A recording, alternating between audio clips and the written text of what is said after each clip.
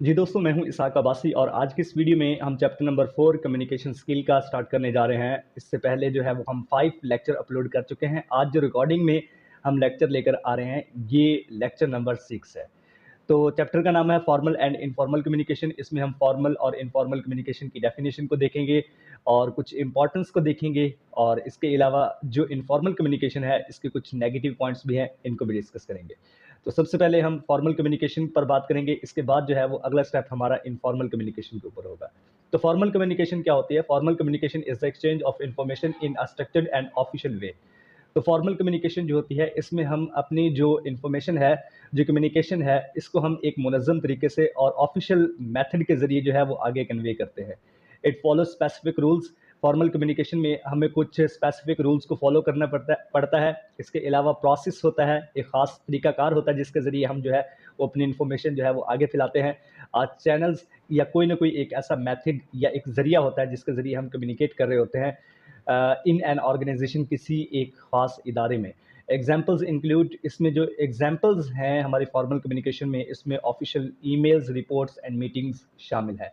Importance of formal communication, तो सबसे पहले इंपॉर्टेंस इसकी क्या होती है? Clear and organised. तो इसकी इंपॉर्टेंस ये होती है कि हमारा जो फॉर्मल जो कम्युनिकेशन होती है, इसमें जो भी हमने इंफॉर्मेशन कन्वे करनी होती है वो बिल्कुल क्लियर और ईजी होती है, ताकि इसे आसानी के साथ अंडरस्टैंड किया जा सके। एफिशिएंट, तो एफिशिएंट का मतलब क्या होता है? Information flow smoothly through proper channel. तो एक प्रॉपर चैनल के ज़रिए जो होता है वो हमारी इन्फॉर्मेशन जो होती है उसको आगे भेजा जाता है। स्पोर्ट डिसीजंस, तो जो फॉर्मल कम्युनिकेशन होती है, ये हमारे जो डिसीजन मेकिंग होता है, यानी जो भी हमने कोई फैसले करने होते हैं, इसमें बेटर इन्फॉर्मेशन और एक्यूरेट इन्फॉर्मेशन जो होती है वो प्रोवाइड करता है। इसके बाद आ जाता है हमारे पास अकाउंटेबल।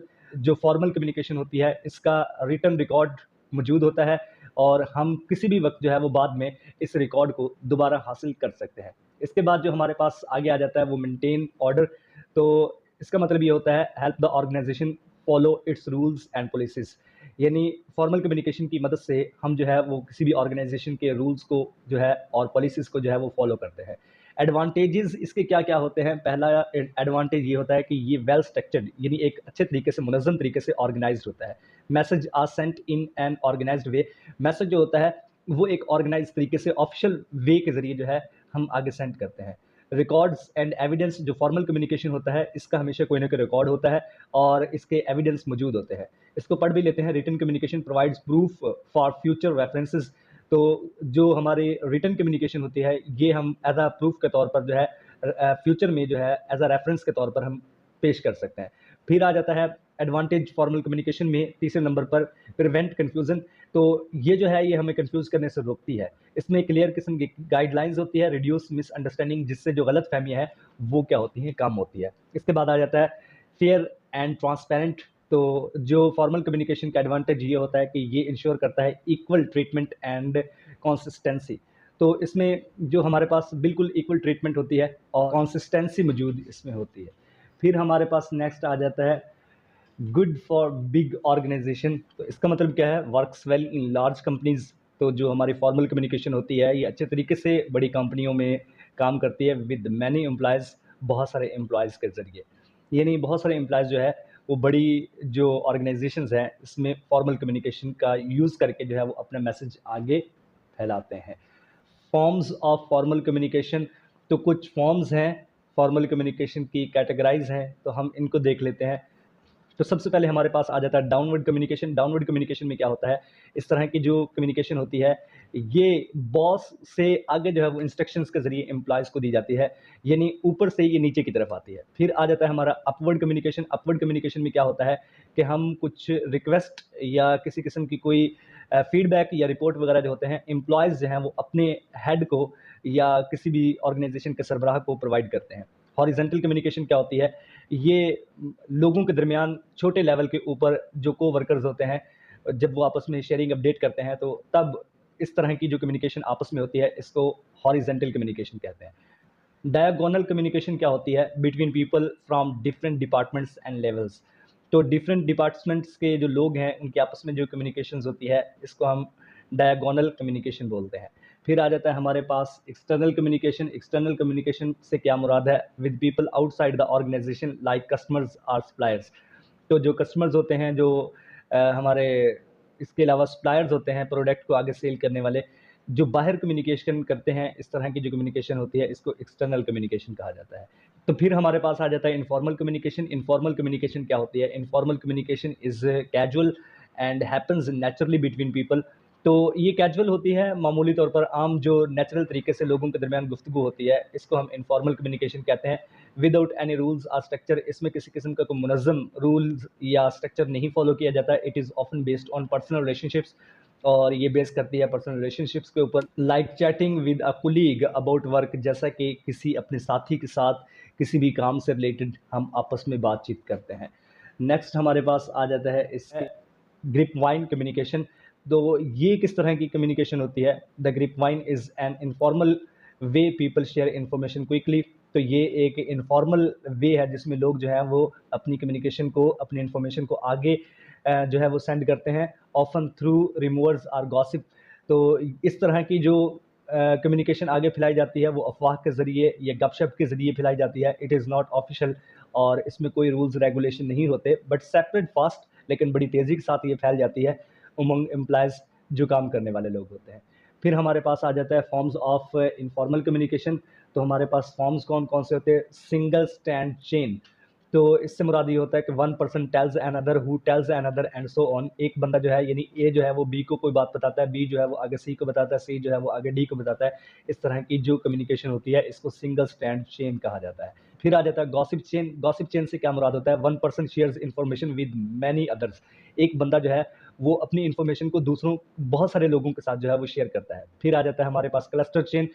क्लस्टर चेन से क्या मुराद होता है? A few people share information with others in their group. तो कुछ लोग होते हैं जो अपने ग्रुप में जो है इन्फॉर्मेशन को शेयर करते हैं। इस तरह की जो इन्फॉर्मेशन होती है, जो कुछ लोगों की मदद से ग्रुप में जो शेयर की जाए, इस तरह की इन्फॉर्मेशन को क्लस्टर चेन बोला जाता है। फिर आ जाता है हमारे पास प्रोबेबिलिटी चेन। तो प्रोबेबिलिटी चेन से क्या मुराद है? Information separate randomly without any specific pattern. तो बगैर किसी पैटर्न के रैंडम तरीके से जो इन्फॉर्मेशन है इसको आगे फैलाना जो है, इसको प्रोबेबिलिटी चेन कहते हैं। अब यहाँ पर कुछ एडवांटेजेस ऑफ इनफॉर्मल कम्युनिकेशन का जिक्र किया गया है, ये भी पढ़ लेते हैं। इससे क्या होता है? Builds friendship. तो जब भी हम अपने नेचुरल वे में किसी के साथ कम्युनिकेट करते हैं, तो इसका मतलब ये होता है कि हम जो हैं वो अपने जो दोस्तों के साथ है वो दोस्ती मज़ीद बेहतर कर रहे होते हैं। Helps employees connect and build trust. तो इस तरह की कम्युनिकेशन जो होती है वो एम्प्लॉयज़ को एक दूसरे के साथ कनेक्शन कायम करने के लिए मदद देती है, एंड बिल्ड ट्रस्ट, और एतमाद जो है वो पैदा करती है। Encourages creativity. People can share ideas more freely. इस तरीके से क्या होता है कि लोग अपने जो आइडियाज़ हैं वो बड़ी फ्रीपन के साथ जो है वो एक दूसरे के साथ शेयर कर लेते हैं। फास्ट शेयरिंग, इससे क्या होता है कि हमारी जो इन्फॉर्मेशन होती है वो तेज़ी के साथ फैलती है। फिल्स गैप्स, इससे क्या होता है कि जो हमारे आपस में जो गैप बने होते हैं, यानी हम एक दूसरे से दूर होते हैं किसी लिहाज से, तो अगर हम इनफॉर्मल कम्युनिकेशन का यूज़ करें तो इससे वो गैप फिल हो जाते हैं। Explain things not covered in formal communication. तो इस तरीके से जो चीज़ें होती हैं हम इनको आसानी के साथ इनफॉर्मल कम्युनिकेशन की मदद से जो है वो फिल कर सकते हैं, जिसको हम फॉर्मल कम्युनिकेशन की मदद से नहीं कर सकते। अब अगर डिसएडवांटेजेस की बात करें तो डिसएडवांटेजेस तो मेरा ख्याल है ज़्यादा होने चाहिए। इससे क्या होता है कि सेपरेट रिमूवर्स, अफवाह फैलने का जो है वो खतरा होता है। इन्फॉर्मेशन कैन बी रॉन्ग और मिसलीडिंग। इन्फॉर्मेशन जो होती है वो इनफॉर्मल तरीके से जो रॉन्ग भी हो सकती है और गलत भी हो सकती है, क्योंकि इसमें हमारे पास कोई मुनज़्ज़म तरीका नहीं होता, स्ट्रक्चर नहीं होता, रूल्स एंड रेगुलेशन नहीं होते। No accountability. No body is responsible for the accuracy of the information. किसी भी इन्फॉर्मेशन की एक्यूरेसी के लिए जो है कोई भी, किसी भी शख्स को जो है वो रिस्पॉन्सिबल नहीं ठहराया जा सकता। तो may undermine authority. It can go against official message और रूल्स। बाज़ दफ़ा इस तरह की जो इन्फॉर्मेशन होती है जो हमारे इनफॉर्मल कम्युनिकेशन में आ जाती है, ये फॉर्मल जो मैसेज होता है ना उसके जो है वो अगेंस्ट भी चली जाती है। Hard to control. तो इसको कंट्रोल करना भी मुश्किल है। It happens naturally and can not be easily managed. तो ये इस तरह की जो इनफॉर्मल कम्युनिकेशन होती है ये नेचुरली हैपन हो जाती है और इसको आसानी के साथ मैनेज भी नहीं किया जा सकता। इन शॉर्ट, अगर हम शॉर्ट में बात करें, formal communication keeps things professional and organised. जो फॉर्मल कम्युनिकेशन होती है चीज़ों को एक प्रोफेशनल तरीके से और ऑर्गेनाइज तरीके से जो है मुनज़्ज़म किया जाता है इनमें बातचीत को, गुफ्तगू को। While informal communication helps build relationship. इसमें इनफॉर्मल कम्युनिकेशन जो है हम अपने जो रिलेशनशिप्स है वो हम कायम कर सकते हैं, एंड शेयर आइडियाज़, और अपने आइडियाज़ को दूसरे लोगों के साथ शेयर कर सकते हैं। Both are important in any work place, तो किसी भी जगह पर दोनों की अपनी अपनी अहमियत है। तो दोस्तों उम्मीद है ये वाला लेक्चर आपको पसंद आया होगा। अपने दोस्त इसाक अब्बासी को अपने दुआ में याद रखिएगा। अल्लाह हाफिज़, अल्लाह निगहबान।